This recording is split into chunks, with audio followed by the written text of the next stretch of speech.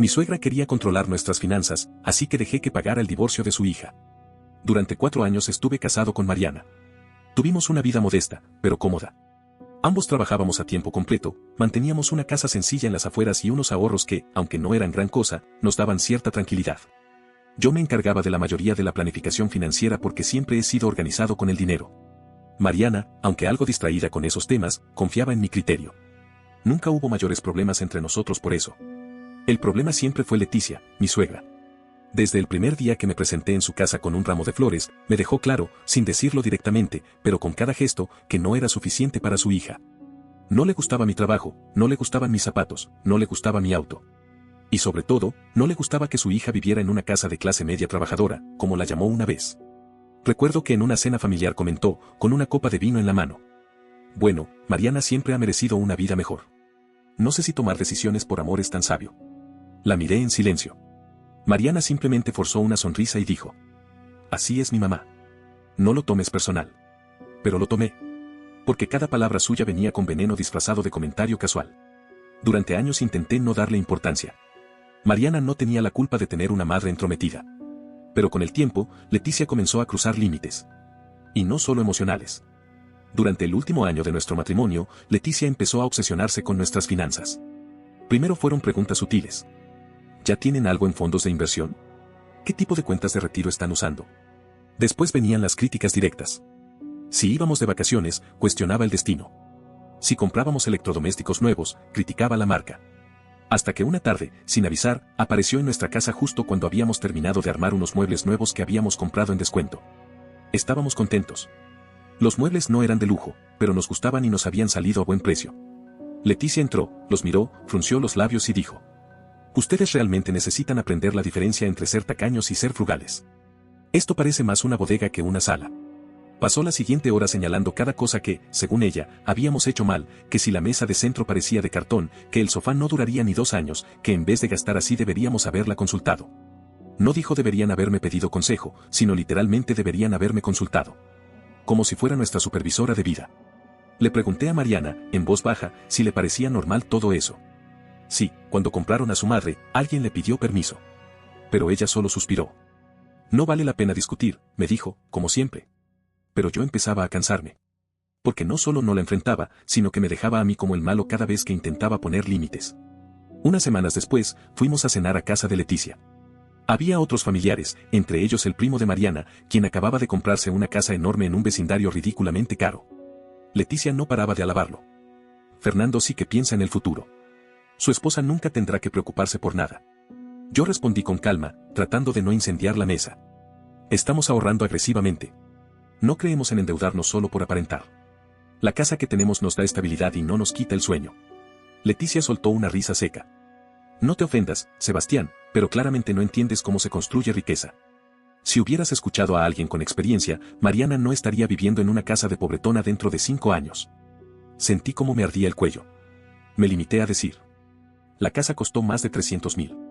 No vivimos mal. Quizá no está decorada para impresionar visitas, pero cumple su función. Y si sirve para que no venga tan seguido, doble función. Leticia dejó de reír. Mariana, como siempre, no dijo nada. La siguiente semana, Mariana me mostró su teléfono. Leticia le había enviado enlaces del asesor financiero de confianza de la familia, insistiendo que deberíamos tener una reunión urgente con él. Mira, ya estoy cansada, me dijo Mariana esa noche. Esto ya es demasiado.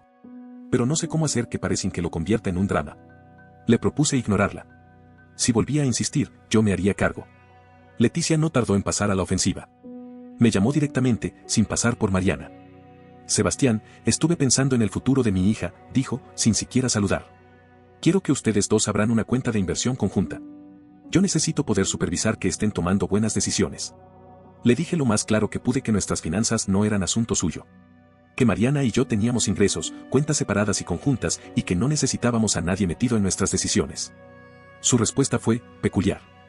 Bueno, si así te sientes, tendré que reconsiderar la posición de Mariana en mi testamento. No puedo dejar dinero a alguien que no sabe administrarlo. Colgué sin decir nada más. Cuando le conté a Mariana, en lugar de enojarse con su madre, se enojó conmigo. ¿Por qué no puede ser un poco más diplomático? Solo quiere ayudarnos. Siempre haces que todo sea una guerra con ella. Esa fue nuestra primera pelea real sobre su madre. Le pregunté si lo que le preocupaba era la paz o la herencia. Me respondió que no era eso. Que solo quería evitar más conflictos. Pero yo lo tenía claro, ella quería mantener la paz con su madre, a costa de su marido.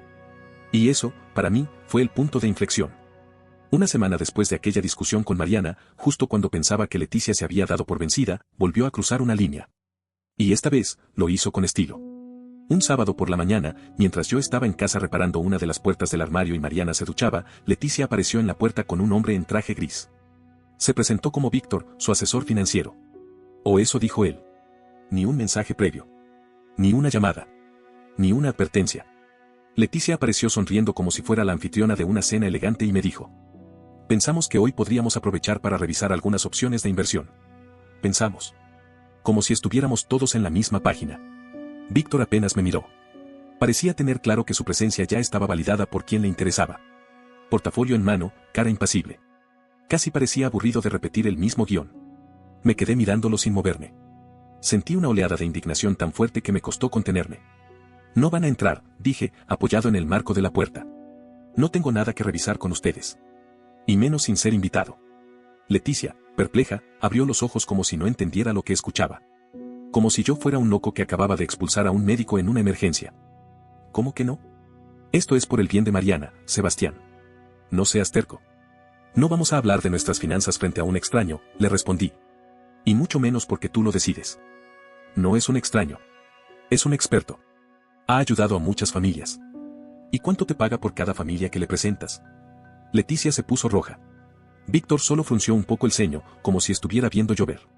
Me pregunté cuántas veces había estado en esta misma situación, siendo el instrumento de presión de una madre controladora. Fue en ese momento cuando Mariana bajó, con el cabello mojado y expresión confundida. Cuando vio a su madre y a Víctor en la puerta, se detuvo en seco. ¿Qué está pasando aquí?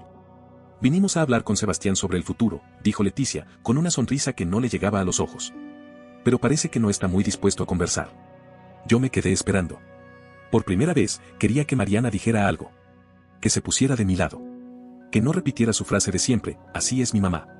Y lo hizo. Mamá, vete. No puedes venir sin avisar.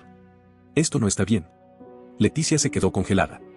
Como si no reconociera a su propia hija. Pero Mariana no retrocedió. Su voz no tembló. Por favor, añadió. Esto es una falta de respeto. Leticia no dijo más. Dio media vuelta. Víctor la siguió sin despedirse. Pero lo que siguió después fue casi peor, una tormenta de mensajes. De Leticia, de una tía, incluso del hermano de Mariana, Ernesto, quien me llamó solo para decirme que su madre estaba muy dolida y que deberíamos haber manejado la situación con más tacto. Lo más grave no era solo que Leticia estuviera ofendida. Era que empezó a esparcir rumores entre la familia de que yo controlaba a Mariana financieramente, que yo no la dejaba gastar su propio dinero, que la tenía atrapada. Eso fue el colmo. Y fue ahí, justo ahí, donde se encendió una bombilla en mi cabeza. Si Leticia quería involucrarse tanto en nuestras finanzas, si estaba tan desesperada por ayudarnos y asegurarse de que su hija tuviera estabilidad económica, entonces tal vez, solo tal vez, podía darle exactamente lo que pedía. Pero a mi manera. Le propuse a Mariana una idea. Al principio dudó. Dijo que sonaba manipulador, que no quería que su madre se sintiera utilizada. ¿Y cómo crees que nos ha hecho sentir ella estos años? Le pregunté. Siempre ha querido controlarnos. ¿Por qué no dejarla creer que puede? Con algo de reticencia, aceptó. Llamé a Leticia 2 días después. Le dije que habíamos reconsiderado. Que tal vez tenía razón. Que deberíamos ser más estratégicos con nuestras finanzas. Que nos gustaría establecer una cuenta para emergencias familiares y que ella, si quería, podía participar. Leticia no lo pensó 2 veces. Claro que sí, respondió, casi sin ocultar la satisfacción. Yo sabía que lo entenderías tarde o temprano. Agendamos una reunión en casa. La recibimos con té, sonrisas y los papeles listos. Le expliqué que era un fondo de emergencia conyugal, una cuenta protegida, exclusiva para situaciones críticas y que se administraría de manera conjunta, con su contribución marcada legalmente como donación irrevocable. Ella firmó sin leer los detalles. Demasiado confiada. Demasiado emocionada. Ingresó $25,000. Ni Mariana ni yo dijimos una palabra más esa noche. Solo intercambiamos una mirada. Leticia creía que finalmente estaba al mando. Pero lo que no sabía era que había financiado algo más profundo de lo que imaginaba. Y que su inversión no iba a rendirle los frutos que esperaba. Durante las semanas que siguieron, Leticia estaba encantada. Me enviaba mensajes cada 2 o 3 días preguntando cómo iba la inversión, como si esperara informes semanales. Le respondía con frases vagas, que todo iba bien, que los intereses se estaban acumulando, que estábamos siendo prudentes. Un día incluso me mandó un artículo de internet con el asunto ideas para diversificar. Y a los pocos días, sin consultarlo, transfirió otros $10,000 a la cuenta. Para reforzar el colchón familiar, escribió. Yo sonreí mientras veía la notificación. En su mente, había tomado el control. En la mía, acababa de pagar por adelantado el precio de su propia derrota. Pero justo cuando creí que había encontrado el modo de contener su intromisión, algo empezó a desestabilizarse en otro frente. Mariana cambió. Empezó a llegar tarde del trabajo con más frecuencia. Me decía que estaba con proyectos nuevos, que su jefa estaba exigiendo más. Pero algo no me cuadraba. No era solo el horario.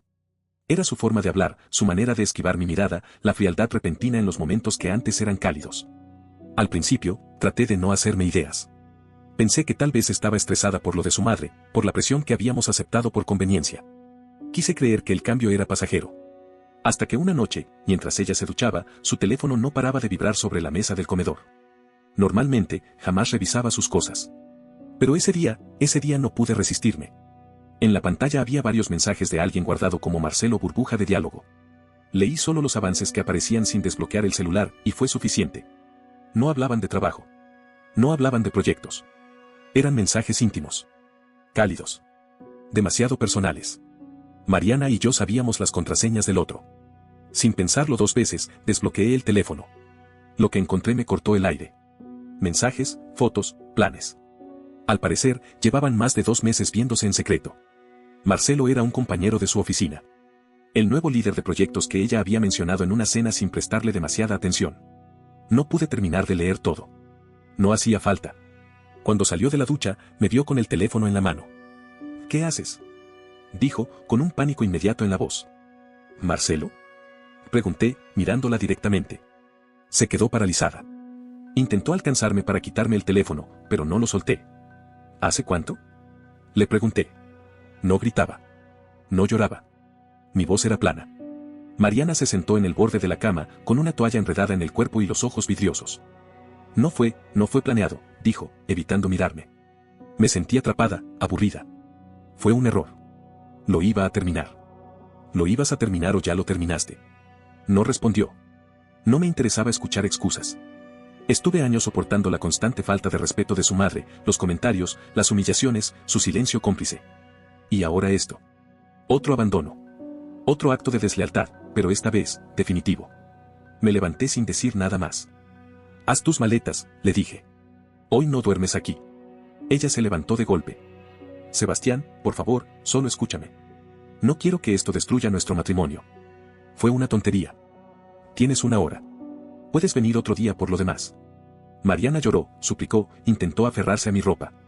Pero yo estaba vacío. No había espacio para la compasión. No después de todo lo que había callado. No después de lo que acababa de descubrir. Esa noche se fue a casa de una amiga. Me escribió varias veces en los días siguientes, tratando de explicarse, de justificarse, de implorar. Pero yo ya había tomado una decisión. Contacté a un abogado. Una semana después, recibí una llamada de Mariana. Sebastián, por favor. Si inicias el proceso legal, mi mamá va a querer saber por qué. ¿Y si se entera? ¿Y qué si se entera? La interrumpí. Ella va a estallar. Y tú tienes su dinero. Va a decir que la manipulaste. Va a hacer un escándalo. Ya sabes cómo es. Perfecto, dije. Que se entere. Que lo vea como una inversión. De hecho, ya puede estar tranquila. Su dinero no se perdió, va a financiar tu divorcio. Se quedó en silencio. Podía imaginar su cara al otro lado de la línea. No puedes hacer eso. Ah, ¿no? ¿Me vas a demandar tú? ¿O tu mamá? Colgó. Ese mismo día, mi abogado me confirmó que Mariana ya había consultado con 3 de los abogados más caros de la ciudad. Una táctica común, hablar primero con los mejores para inhabilitarlos en caso de que yo quisiera contratarlos. Pero cometió un error. Me puse en contacto con uno excelente que no estaba en su lista. En nuestra primera reunión, le conté todo. Y cuando le expliqué lo del fondo de emergencia y quién lo había financiado, el abogado soltó una carcajada discreta y me dijo: bueno, esa es una forma creativa de lidiar con suegras tóxicas. Nos pusimos a trabajar de inmediato. La demanda de divorcio se estaba preparando. Sabía que Leticia, tarde o temprano, explotaría cuando supiera la verdad. Y no me molestaba en lo más mínimo. Porque si quería controlar nuestras finanzas, ahora las tenía en primera fila. Pero no como lo había imaginado. Una semana después de haber iniciado el proceso de divorcio, llegaron los papeles formales del abogado de Mariana. Pedía la mitad de todo. La casa, los ahorros, incluso parte de mis inversiones personales anteriores al matrimonio. También solicitaba pensión compensatoria, alegando que había hecho sacrificios importantes durante nuestra relación. Sacrificios que, según ella, afectaron su bienestar emocional y sus oportunidades de desarrollo profesional. Lo más irónico, su abogado era uno de los más caros de la ciudad. Sabía que Mariana no tenía ese dinero, y que tampoco iba a poder mantenerlo a largo plazo. Mi abogado lo notó también. ¿De dónde crees que sacó el dinero para pagarle?, me preguntó. Revisamos los movimientos bancarios recientes. Mariana había estado haciendo pequeñas transferencias periódicas de nuestra cuenta conjunta a otra cuenta secundaria desde meses antes de que comenzaran los problemas entre nosotros. El patrón era sospechoso. Y la cantidad acumulada también, más de $30,000 ocultos. Mi abogado fue claro.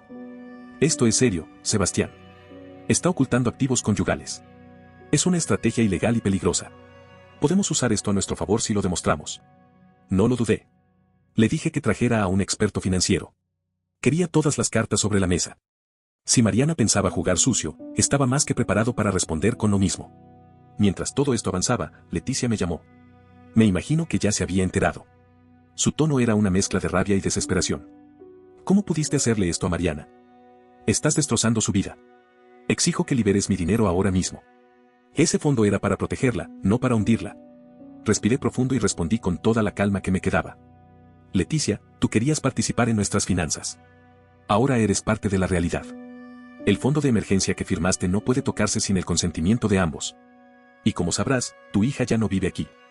Así que, esto es una emergencia familiar. Y mi hija necesita ese dinero para pagar su defensa legal. No te preocupes, le dije. El juez decidirá cómo se distribuye. Tú firmaste los documentos que establecen claramente que las contribuciones son irrevocables. Yo los conservo. Y el banco también. Me colgó sin decir una palabra más. Pero no fue su única jugada. Al día siguiente, Mariana me llamó desesperada. No tengo dinero, Sebastián. Mis cuentas están vacías. ¿Podemos descongelar al menos una para que pueda pagar la renta? No. Necesito comer. Estoy quedándome en casa de una amiga y no puedo seguir así. Deberías haberlo pensado antes de llevar una doble vida. No voy a pagar para que me hundas en el divorcio. Encuentra un abogado más barato. O pídele ayuda a tu mamá. Silencio. ¿Y el fondo?, preguntó, casi susurrando. Es para emergencias. Esto lo es. Ese fondo es para emergencias familiares reales. Esto es una consecuencia de tus decisiones. No confundas una crisis de responsabilidad con una emergencia. Después de eso, Leticia apareció en mi trabajo. Llegó gritando al parqueadero, pidiéndome hablar de madre a yerno. Dijo que estaba siendo robada, que su dinero había sido secuestrado, que me iba a denunciar por fraude. Tuve que llamar a seguridad para que la retiraran del edificio. Me sentí avergonzado. Pero más que nada, sentí alivio de que por fin todos a mi alrededor vieran quién era ella realmente. Y no solo una anécdota recurrente en mis historias familiares. Poco después, el experto financiero que contratamos descubrió que Mariana no solo tenía esa cuenta secundaria. También había transferido parte del dinero a una cuenta en otro banco, a nombre de un tercero. Su amante, Marcelo. Había desviado fondos para pagar cenas, escapadas, hasta alquileres de Airbnb. Eso fue todo lo que necesitábamos. Mi abogado reunió toda la información y la presentó ante el juez como evidencia de ocultamiento de bienes y manejo desleal de los recursos conyugales. La reacción en la audiencia fue inmediata. Mariana palideció. El juez ordenó congelar su cuenta secreta. Mariana intentó explicar que no era dinero de la pareja, que eran ahorros personales. Pero no pudo justificar el origen y las transferencias desde nuestra cuenta conjunta estaban documentadas. No solo eso, se nos otorgó control total sobre la cuenta compartida, y Mariana perdió la posibilidad de acceder a los fondos del Fondo de Emergencia Familiar hasta que se dictara sentencia definitiva. La jugada se volvió contra ella. Cuando salimos del juzgado ese día, Mariana me interceptó en el pasillo. Sebastián, por favor. Esto se está saliendo de control. No quiero que esto termine tan mal. ¿Y cómo esperabas que terminara? ¿Creíste que podía soportar una traición más? Ella bajó la mirada. No tengo a dónde ir. No tengo cómo sostenerme. Solo te pido un poco de compasión. ¿Compasión? Lo único que te queda es dignidad. Y si quieres conservarla, deja de contactarme. A partir de ese momento, decidí cortar todo contacto con ella fuera de los canales legales. Y mientras el juicio avanzaba, el círculo se cerraba. Porque lo más sorprendente no era que Mariana me hubiera traicionado. Lo más sorprendente fue que Leticia, que había invertido tanto esfuerzo en proteger el futuro financiero de su hija, había sido la que pagó la factura del desastre. Sin darse cuenta, con cada depósito que hizo, había financiado su caída. Y lo que vendría después sería aún más dulce de digerir. El juicio se resolvió más rápido de lo que imaginé. La evidencia era clara: Mariana había ocultado fondos, mentido al tribunal y usado recursos conyugales para financiar una doble vida. Su amante, Marcelo, apareció en la audiencia solo como un nombre en las transferencias bancarias. Nunca dio la cara. El juez dictó sentencia con una firmeza que no dejó lugar a dudas. Se me otorgó la totalidad de la cuenta conjunta, más el 70% del fondo oculto que Mariana había armado durante el último año. Su abogado intentó pelear el porcentaje, pero no pudo defender lo indefendible. Además, se le negó cualquier pensión. El argumento fue sencillo: Mariana tenía empleo, salud y una vida que ella misma había desordenado. El intento de ocultar bienes demostraba mala fe, y eso el tribunal lo castigó. Lo más simbólico fue lo que sucedió con el famoso fondo de emergencia. El juez lo declaró legalmente parte del patrimonio conyugal, dado que había sido aportado como donación formal, y que ambos cónyuges aparecíamos como beneficiarios. La mitad fue para mí. La otra mitad, para el divorcio. Leticia, que había depositado $35,000 en esa cuenta pensando que estaba asegurando el futuro de su hija, terminó financiando su separación. Y no solo eso. Parte del dinero sirvió para pagar mis honorarios legales. Una ironía que saboreé con una calma que nunca creí posible. Mariana no volvió a llamarme. Pero Leticia sí. Una noche, después del fallo, su número apareció en mi celular. No me importa lo que diga el juez, dijo apenas contesté. Tú me robaste. Me utilizaste. Esto fue un engaño. Leticia, tú firmaste todo. Leíste, o decidiste no leer, lo que decían los papeles. Nadie te obligó. Lo hiciste todo a propósito. Planeaste esto desde el inicio. Te aprovechaste de mi amor por mi hija. Tu amor no fue más que un intento de controlarla. Y de paso, de humillarme a mí. Si lo hubieras usado para apoyar, no estarías viendo cómo tu propio dinero pagó su caída. Colgó. Y no volví a saber de ella por un tiempo. Pasaron 2 meses. Empezaba a recuperar el ritmo. Dormía mejor. Volví al gimnasio. Me permití reír con amigos sin sentir ese nudo en el estómago. Poco a poco, dejé de revisar si Mariana había posteado algo nuevo. Dejó de importarme. Hasta que un amigo en común me envió una captura de pantalla. El asesor financiero de Leticia, ese tal Víctor, estaba siendo investigado por fraude. Había aconsejado a varias familias, incluidas la propia Leticia y varios conocidos suyos, a invertir en lo que luego resultó ser una estafa piramidal sofisticada. Él cobraba comisiones de entrada, fingía rendimientos inflados y luego desaparecía con el dinero. Leticia había perdido al menos $175,000. Mariana, por su parte, había puesto cerca de $5,000 que había logrado ahorrar después del juicio, con la esperanza de volver a ganarse el favor de su madre. Ambas quedaron devastadas. Pero lo más cruel fue que algunos de los conocidos a quienes Leticia había convencido de invertir ahora estaban demandándola a ella, por haber sido la que los presionó a confiar en Víctor. Una de las tías de Mariana me escribió, sin que yo lo pidiera, solo para decirme: ahora Leticia dice que todo esto es culpa tuya. Que tú la arrastraste a esta ruina. Respondí con un: lo lamento mucho. Pero no dije más. Porque no era cierto. Leticia se arrastró sola. Hace una semana supe que Leticia tuvo que vender su casa. No alcanzó para cubrir todo lo que debía, pero logró evitar un embargo mayor. Ahora vive en un apartamento pequeño, alejada del vecindario que tanto presumía. Mariana, según me contó un conocido, se mudó a un estudio de una sola habitación y trabaja horas extra para pagar su nuevo abogado. Porque todavía tiene causas abiertas por el tema de la evasión financiera durante el juicio. Y yo, sigo aquí. En la misma casa que Leticia alguna vez llamó pobretona, pero ahora está completamente pagada. Sin deudas. Sin dramas. Sin voces que me hagan dudar de mí. Mi abogado me dijo que podría demandarlas por difamación o por los daños colaterales causados. Pero no quise. No por compasión. Sino porque nada de lo que haga puede superar lo que ya hicieron ellas mismas. Leticia quiso controlar mi vida. Mariana quiso jugar con mi confianza. Ambas terminaron empujándose al borde por su propio ego. Y yo solo me aseguré de que cuando cayeran, lo hicieran con su propia escalera. Una tarde, me senté en la sala con un café. Vi el estado de cuenta, el balance de mis finanzas, y pensé en todo lo que había pasado. El fondo de emergencia terminó cumpliendo su propósito. Fue una emergencia. No la que Leticia pensó, sino la que Mariana provocó. Y fue atendida. Con precisión. A veces, el karma es lento. Otras veces, simplemente tiene tu firma notariada. No olvides dejar tu opinión en los comentarios, dejar tu like y compartir este video.